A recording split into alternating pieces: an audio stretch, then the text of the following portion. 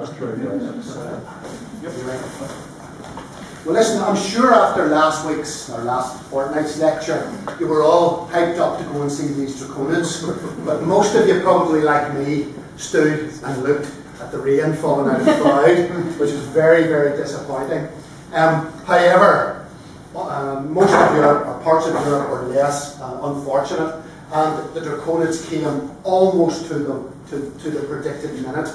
So, well done the guys in Armagh, or whoever else was involved in that prediction. And here you can see a very nice one. As I say, most of Europe were lucky. They got some sort of display. Here was a nice picture where you can see the meteors all added together, and you can see the head up in that direction, and up there somewhere is Draco, and that of course is where they get the name from, the Draconids.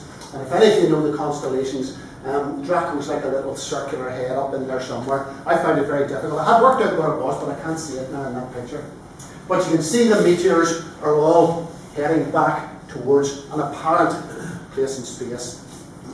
Interesting ones over here. You can see from time to time you get a meteor which leaves what's called a train, or a little train, and sometimes those can persist for maybe a minute or two. I've seen a couple of very bright Perseids, for example, and the train has lasted maybe a minute or more. Very spectacular, if you can see that. Anyway, we didn't see any. Not only that, but to rub it in, if you were lucky, you might have got the odd aurora thrown in as well. We're still struggling to see an aurora. By the way, is anybody going to the aurora trip to Tromsø? Anybody? Robert Kevlin. We'll come back to that in a moment. I heard it was pretty booked. I was going to say, if you missed the Draconids, at least you can look forward to the Oranids, and Philip had mentioned them earlier on. This Friday night, there is another annual meteor shower.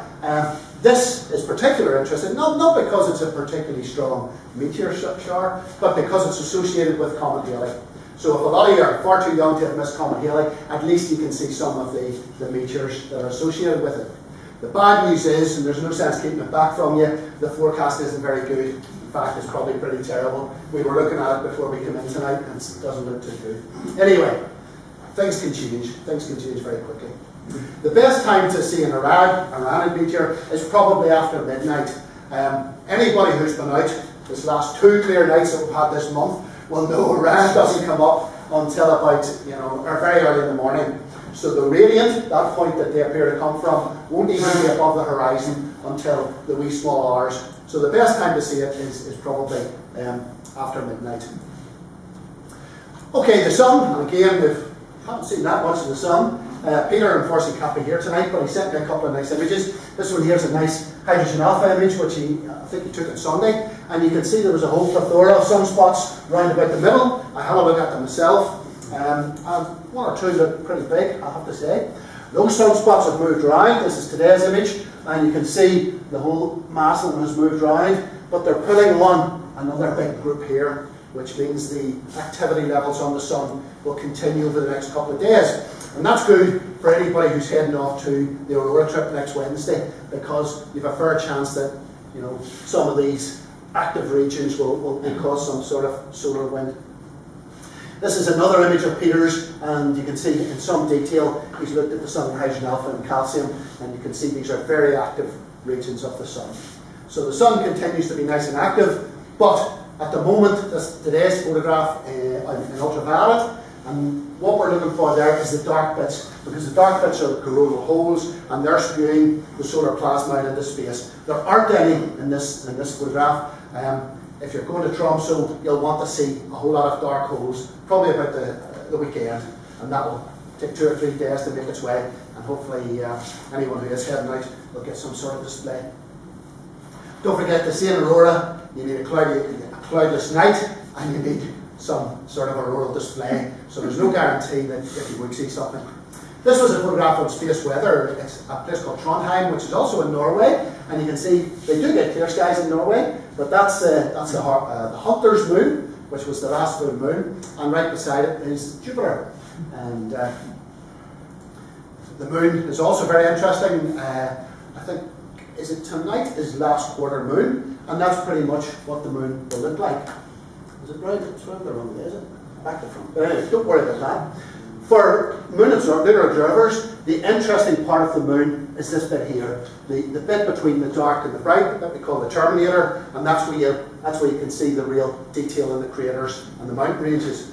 And one of my very favourite areas is the little bit at the top, this round circle at the top. It's called the Mare Imbrium, and it's a bit that you just keep going back and back to. Is this a? Oh, it's not. I don't want to use that one in case I switch the projector off. But you know, there's a couple of nice formations just straddling the terminator there. And if we do get any luck on Friday night, it's the sort of thing we'll be pointing the telescopes towards, because here's the Imbrium basin. You can see it looks like a huge flat plain. It's obviously a huge impact zone that lava has spilled into, and it now looks darker than the surrounding landscape. This is the Apennine Mountains, very impressive mountains, and here's the Alpine Mountains, and at the top, one of my favourite objects, Plato. Plato is a very, very good test for seeing, or for your telescope's performance, because there's a couple of little tiny craters in there, and if you can see them, the air is very clear, and it's always a target that I sort of head for. And then beside it here is a little crater called Cassini, and it's quite a nice crater as well. And interestingly, Cassini has also got a nice black flat bottom, but also it's been impacted after the lava has spilled into it. And a very distinctive little feature here called Mount Piton always stands out round about this time of the moon cycle. And this is a nice drawing. There's a couple of people in the audience I know are very good artists, Joe, and you might like to have a go at drawing something. I guess here's the mountain, and you can see it was one of the first mountains to have its height calculated based on the shadow. And here's Cassini. The lava is obviously spilt in here, but here's two subsequent impact craters, Cassini and B. A very nice area of the moon. Alistair's not here this evening, unfortunately, but he sent me this photograph. He was literally over the moon about it, and he'd taken that photograph with his iPhone up to the eyepiece of his telescope. So you don't need all this fancy photographic gear. You can do this sort of stuff very easily. And again, nice craters around the terminator here. And he's very proud of that. It's just a pity he's not here tonight. The whole clever of them. Okay, turning quickly to the sky. The autumn sky is brilliant. It's really, really nice. And although it doesn't show in this diagram, more or less from east to west, if you get a nice dark sight, you can see the Milky Way just stretching from one horizon right across to the other. You'll note that we still have the summer constellations, the summer triangle constellations, summer triangle of Vega, Deneb and Altair down in here. They're pushing ever steadily into the west, and of course they're pulling up the winter constellations over here from the eastern part of the sky. And the whole sky absolutely dominated at the moment by the brilliant planet Jupiter. Interestingly enough, Terry's teaser was about the fly tonight, but one of the objects that I get asked quite a lot about is where's M81 and M82? And M81 and M82 are very easy to find. They're two galaxies. They're two fine galaxies at this time of year, and all you simply do is draw a line between the two diagonal stars in the bowl of the plough, and you go more or less the same distance and a half again, and you'll come to two smudges, which under very, very good dark skies you can see through binoculars through 10x50s. But those two galaxies are definitely worth a look, and they also photograph very easily as well. So if you get an opportunity to take a picture, they're pretty impressive. One galaxy we're seeing face on, I think it's M81, and M82 is this galaxy with a very active nuclear region here. Another object at this time of year that people always want to see, and I have to say is always very disappointing, but we might have an opportunity to find it on Friday night, is the Andromeda Galaxy. At this time of year, the whole southern aspect of the sky is dominated by the Great Square of Pegasus, four reasonably bright stars in a fairly barren area of the sky. So the Great Square is fairly easy to find, and you simply either count 1, 2, 3 and up. That's the way I find it, but some people use one of the legs of Cassiopeia to direct them to M31. But as I say, you can see it with binoculars probably as well as you can see it with a telescope. Turning quickly to the planets, Jupiter, as I say, is dominating the sky from round about this time on. You know, Jupiter is very, very impressive, brilliant, absolutely brilliant. And over the last couple of nights, the Moon and Jupiter were fairly close if you had got up. But an interesting thing to look out for is this constellation here, Cetus. It's not a very, very impressive constellation, but at least if you can find those stars, they're lying just below Jupiter at the moment, and it's worth having a look for them. Okay, so what does Jupiter look like? Well, again, a lot of people have been saying to me, Andy, are you seeing anything in Jupiter? Now, that photograph looks even worse than I thought, but I took that last night. It's hideous. But in most of the astronomy mags, you're seeing these beautiful, beautiful detailed photographs. This is a picture I took last night, which would correspond exactly to this fella. Here's the huge southern equatorial belt, and there's a little, what they call a little red spot up in here, and here's the northern equatorial belt, which has this bump in it at the moment. Well, I could see the bump, and I couldn't see anything else. I certainly couldn't see the red spot. Actually, on my computer, it looks a bit better than that. But if you're looking through your telescope, you're probably going to see something that doesn't look too much like that, unless you get away to a nice dark sky with very, very steady atmospheric seeing. And one thing about the human eye is it's very, very adaptable. So when you look at Jupiter at the start, you'll probably see something like this, and it will not get much better. But if you continue to look over a period of time, you will start to see more detail, because the atmosphere from time to time just stills and almost freezes, and you're able to pull out some of this subtle detail that you can see in this beautiful photograph down in here. I think that one was taken about a week ago, so you know the two features are probably very similar. Another thing which I get asked a lot about is the Great Red Spot, and can you see it? Great Red Spot isn't terribly red at the moment. It's more a sort of a paler yellow, actually. I was looking at it last week, but you can actually time fairly predictably where it's going to be and when it's going to be. And this is when it crosses what's known as the central meridian. So those times are available variously, but those are the times whenever the red spot is right in the middle, and that's generally the best time to see it. Now, you're not going to see it like this image, but you know you will be able to pick it out very well. Okay, for the early risers, Mars is coming back into the sky.